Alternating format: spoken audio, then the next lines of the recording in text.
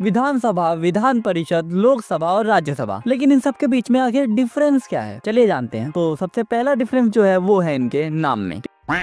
State legislature के ये part होते हैं लेजिस्लेटिव असेंबली और लेजिस्लेटिव काउंसिल, यानी कि विधानसभा और विधान परिषद। इसके बारे में हमें बताया जाता है कॉन्स्टिट्यूशन ऑफ इंडिया के पार्ट 6 के अंदर, from article 168 to article 212। India के अंदर मैक्सिमम स्टेट आते हैं यूनिकैमरल लेजिस्लेचर के साथ, यानी कि उन स्टेट्स में सिर्फ और सिर्फ एक ही हाउस होता है, जो होता है लोअर हाउस यानी कि लेजिस्लेटिव असेंबली। लेकिन इंडिया के 6 स्टेट्स आंध्र प्रदेश, कर्नाटका, तेलंगाना, महाराष्ट्र, बिहार और उत्तर प्रदेश, इनके अंदर लेजिस्लेटिव असेंबली और लेजिस्लेटिव काउंसिल दोनों होती है, एक लोअर हाउस और दूसरा अपर हाउस, बिल्कुल पार्लियामेंट ऑफ इंडिया की तरह। स्टेट लेजिस्लेचर का काम होता है अपने एक पर्टिकुलर स्टेट के लिए कानून बनाना। विधानसभा के अंदर मैक्सिमम 500 मेंबर्स हो सकते हैं और मिनिमम 60। लेकिन वही विधान परिषद के अंदर टोटल नंबर्स ऑफ मेंबर्स की संख्या 1/3 ऑफ लेजिस्लेटिव असेंबली से ज्यादा नहीं हो सकती, और हाँ 40 से कम भी नहीं हो सकती। मैक्सिमम नंबर तो वेरी करता है स्टेट टू स्टेट। विधानसभा के मेंबर्स को डायरेक्टली इलेक्ट किया जाता है स्टेट इलेक्शंस के थ्रू, लेकिन विधान परिषद के मेंबर्स को डायरेक्टली इलेक्ट नहीं किया जाता है। इनको चूज किया जाता है इनडायरेक्ट इलेक्शंस के थ्रू। इनको चूज करते हैं members of local bodies, municipalities, district boards और लेजिस्लेटिव असेंबली के लोग। अब बात करते हैं पार्लियामेंट ऑफ इंडिया की। पार्लियामेंट ऑफ इंडिया के अंदर आते हैं राज्यसभा, लोकसभा और प्रेसिडेंट ऑफ इंडिया। प्रेसिडेंट के बारे में कभी और बात करेंगे। पार्लियामेंट ऑफ इंडिया, जिसके बारे में बताया जाता है इंडियन कॉन्स्टिट्यूशन के पार्ट 5 के अंदर, from article 79 to article 122। Parliament of India का काम होता है इस देश के लिए कानून बनाना। इसके अंदर लोकसभा के मेंबर्स को डायरेक्टली इलेक्ट किया जाता है जनरल इलेक्शंस के थ्रू, जैसे अभी हुए थे। लेकिन राज्यसभा के मेंबर्स को डायरेक्टली इलेक्ट नहीं किया जाता है, इन्हें चूज किया जाता है मेंबर्स ऑफ लेजिस्लेटिव असेंबलीज के द्वारा, इनडायरेक्ट इलेक्शंस के थ्रू। यही कारण है कि राज्यसभा को हाउस ऑफ एल्डरली और काउंसिल ऑफ स्टेट्स भी कहा जाता है। राज्यसभा के बारे में हमें बताया जाता है कॉन्स्टिट्यूशन ऑफ इंडिया के आर्टिकल 80 के अंदर, in certain cases like article 249, article 312 और आर्टिकल 368, इन आर्टिकल्स के अंदर अपर हाउस यानी कि राज्यसभा को कुछ अलग पावर दे दी गई है। अब बात करते हैं लोकसभा की, जिसके बारे में बताया गया है कॉन्स्टिट्यूशन ऑफ इंडिया के आर्टिकल 81 के अंदर। यूं तो लोकसभा लोअर हाउस है, लेकिन पावर की बात करें तो लोकसभा राज्यसभा से ज्यादा पावरफुल है, क्योंकि लोकसभा ही डिसाइड करता है कि कौन सी पार्टी और अलायंस सरकार बनाएगी, क्योंकि जिस पार्टी के पास मेजोरिटी होती है लोकसभा के अंदर, वही पार्टी सरकार बना सकती है। लोकसभा के मेंबर्स को इलेक्ट किया जाता है डायरेक्टली थ्रू जनरल इलेक्शंस। अब बात करते हैं टेन्योर की। अंडर आर्टिकल 83 क्लॉज 1 राज्यसभा को डिसॉल्व नहीं किया जा सकता है। हाँ, इनके मेंबर्स का टेन्योर 6 साल का होता है और राज्यसभा के 1/3 मेंबर्स हर 2 साल में रिटायर होते हैं। लेकिन बात करें लोकसभा की, तो लोकसभा का एक फिक्स ड्यूरेशन होता है, वो होता है 5 साल का। लेकिन हाँ, इसे प्रेसिडेंट के द्वारा on the advice of council of ministers 5 साल से पहले भी डिसॉल्व किया जा सकता है, और डिसोल्यूशन के बाद होते हैं फ्रेश इलेक्शंस और फिर चुनी जाती है नई सरकार। हाँ, लोकसभा का टेन्योर बढ़ाया भी जा सकता है अगर नेशनल इमरजेंसी लगी है तो। राज्यसभा की तरह ही लोकसभा को भी कुछ अलग पावर दे दी गई है, जैसे कि मनी बिल्स के अंदर राज्यसभा का कोई रोल नहीं होता है। इसके बाद special session of Lok Sabha etcetera. I hope आपको ये वीडियो अच्छी लगी होगी और शायद ये कंफ्यूजन भी दूर हो गया होगा कि इन सब के बीच में क्या डिफरेंस है। तो सब्सक्राइब करते जाओ यार, और हाँ, लाइक करना मत भूलना।